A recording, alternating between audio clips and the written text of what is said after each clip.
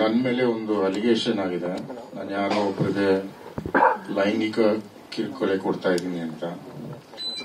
So ಆ ಉದ್ದೇಶದಲ್ಲಿ ಅದರ ವಿಚಾರದಲ್ಲಿ ಕ್ಲಾರಿಫಿಕೇಶನ್ ಕೊಡಕ್ಕೆ ಅಂತ ಇವತ್ತು ಪ್ರೆಸ್ ಮೀಟ್ ಕರೆದಿದ್ದೀನಿ.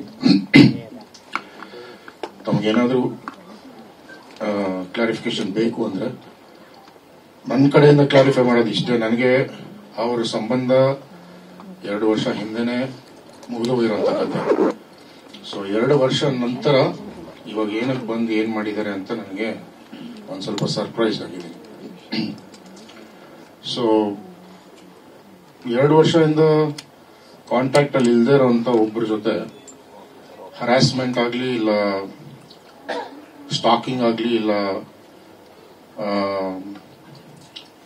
ಅವ್ರಿಗೆ ಟ್ರಬಲ್ ಕ್ರಿಯೇಟ್ ಮಾಡೋದಾಗ್ಲಿ ಅನ್ನೋದು I think it's an impossible thing that anybody can do when you're not in touch with somebody for 2 long years. So ಅದರಿಂದ ಈ ಕ್ಲಾರಿಫಿಕೇಶನ್ ಕೊಡಬೇಕು ಅಂತ ನಾನು ಇವತ್ತು ನಿಮ್ಮ ಮುಂದೆ ಬಂದಿದ್ದೇನೆ.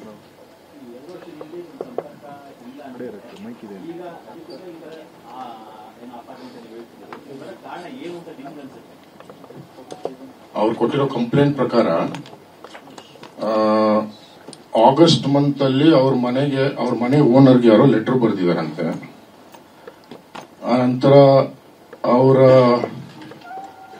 ಫ್ರೆಂಡ್ ಅಂತ ಏನ್ ಕ್ಲೇಮ್ ಮಾಡ್ತಾರೆ ಅವ್ರ ವೈಫ್ಗೆ ಯಾರೋ ಏನೋ ಲೆಟರ್ ಬರ್ತಿದಾರಂತೆ. ಸೊ ಆ ವಿಚಾರಕ್ಕೆ ಇವರು ನನ್ನ ಮೇಲೆ ಕಂಪ್ಲೇಂಟ್ ಕೊಟ್ಟಿದ್ದಾರೆ. ಅಂದ್ರೆ ನಾನ್ ಮಾಡಿರಬಹುದು ಅಂತ, ನಾನ್ ಮಾಡಿದೀನಿ ಅಂತ ಕನ್ಫರ್ಮ್ ಇಲ್ಲ, ನಾನ್ ಮಾಡಿರಬಹುದು ಅಂತ ಹೇಳಿದಾಗ FIR ರಿಜಿಸ್ಟರ್ ಮಾಡಕ್ ಮುಂಚೆನೆ ನನಗೆ ಒಂದು ನೋಟಿಸ್ ಕೊಟ್ಟು ಕರೆದು ನನ್ನನ್ನು ಇನ್ವೆಸ್ಟಿಗೇಟ್ ಮಾಡಿದ್ರೆ ಅದ್ರ ನಿಜಾಂಶ ಗೊತ್ತಾಗ್ತಾ ಇತ್ತು. ಕಂಪ್ಲೇಂಟ್ ಕೊಟ್ಟಿದ ತಕ್ಷಣ FIR ಮಾಡಿ ನಂತರ ನನಗೆ ನೋಟಿಸ್ ಕೊಟ್ಟರು RR ನಗರ ಸ್ಟೇಷನ್ ಅವರು. ಬಟ್ ಅನ್ಫಾರ್ಚುನೇಟ್ಲಿ ನಾನು ಇಂಡಿಯಾನಲ್ಲಿ ಇರಲಿಲ್ಲ, ಅದರಿಂದ ನಾನು ಹೋಗೋಕ್ಕಾಗಿಲ್ಲ. ಆನಂತರ ನಾನು ಪೊಲೀಸ್ ಡಿಪಾರ್ಟ್ಮೆಂಟ್ ಅವ್ರಿಗೆ ಫೋನ್ ಮಾಡಿ ಸಹ ಹೇಳಿದ್ದೀನಿ ನಾನು ಔಟ್ ಆಫ್ ಕಂಟ್ರಿ ಇದ್ದೀನಿ, ಬಂದ್ಮೇಲೆ ಬಂದು ಭೇಟಿ ಆಗ್ತೀನಿ ಅಂತ. ಅಷ್ಟೊತ್ತಿಗೆ LOC ಕ್ರಿಯೇಟ್ ಮಾಡಿ ನನ್ನನ್ನು ಏರ್ಪೋರ್ಟ್ ಅಲ್ಲಿ ಡಿಟೈನ್ ಮಾಡ್ಕೊಂಡಿದ್ರು.